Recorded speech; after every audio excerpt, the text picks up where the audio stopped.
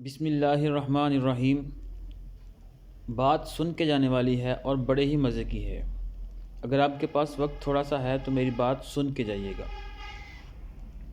کہتے ہیں کہ ایک قافلہ جا رہا تھا اور وہ چلتے چلتے ایک غار کے پاس پہنچا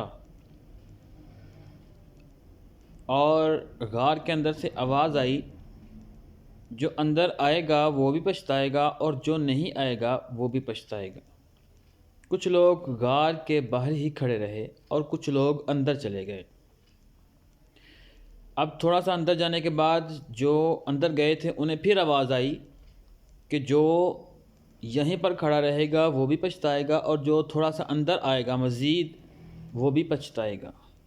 اب کچھ لوگ تو اپنا وہم سمجھ کر وہیں کھڑے رہے اور کچھ لوگ مزید تھوڑا سا اندر چلے گئے۔ اب وہاں سے ایک اور آواز آئی کہ جو یہاں سے کچھ اٹھائے گا وہ بھی پچھتائے گا اور جو نہیں اٹھائے گا وہ بھی پچھتائے گا۔ تو لوگوں نے جب دھیان کیا تو وہاں پر کچھ پتھر چھوٹے چھوٹے پڑے تھے۔ کسی نے ایک دو پتھر اٹھایا، کسی نے دونوں ہاتھوں سے اٹھایا، کسی نے اپنا رومال اٹھا کر بچھا کر اس کو بھر کے اٹھا لیا۔ اب یہ قافلہ دوبارہ اندر والے لوگ باہر آئے، جمع ہو کر آگے چلے گئے۔ جب تھوڑا سا آگے گئے تو لوگوں نے دیکھا کہ وہ جو پتھر وہاں سے اٹھائے تھے وہ قیمتی ہیرے جواہرات میں تبدیل ہو گئے۔ اب جو اندر نہیں گئے تھے، باہر تھے، وہ پچھتائے، جو تھوڑا سا اندر جا کر رک گئے وہ بھی پچھتائے، جو مزید اندر گئے وہ بھی پچھتائے، جنہوں نے کچھ نہیں اٹھایا وہ بھی پچھتائے اور جنہوں نے بہت کچھ اٹھایا وہ بھی پچھتائے۔ اہل علم اس کی جو تفصیل بیان کرتے ہیں وہ کہتے ہیں کہ وہ جو غار تھا وہ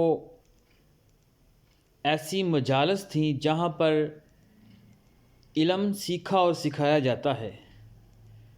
جو لوگ باہر رہ گئے وہ علم کے قیمتی موتیوں سے محروم رہے، جو تھوڑا سا اندر گئے وہ بھی محروم رہے، اور جو مزید اندر تک چلے گئے لیکن کسی نے تھوڑا سیکھا وہ بھی پچھتایا کہ مجھے مزید سیکھنا چاہیے تھا، اور جس نے بہت زیادہ سیکھا وہ بھی پچھتائے گا کہ مجھے مزید سیکھنا چاہیے تھا۔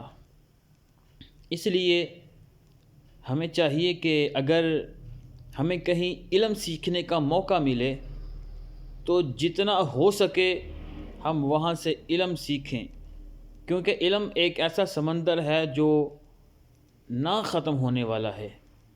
دعا ہے رب کائنات ہمیں صحیح معنوں میں علم اور علم دین سیکھنے کی توفیق عطا فرمائے۔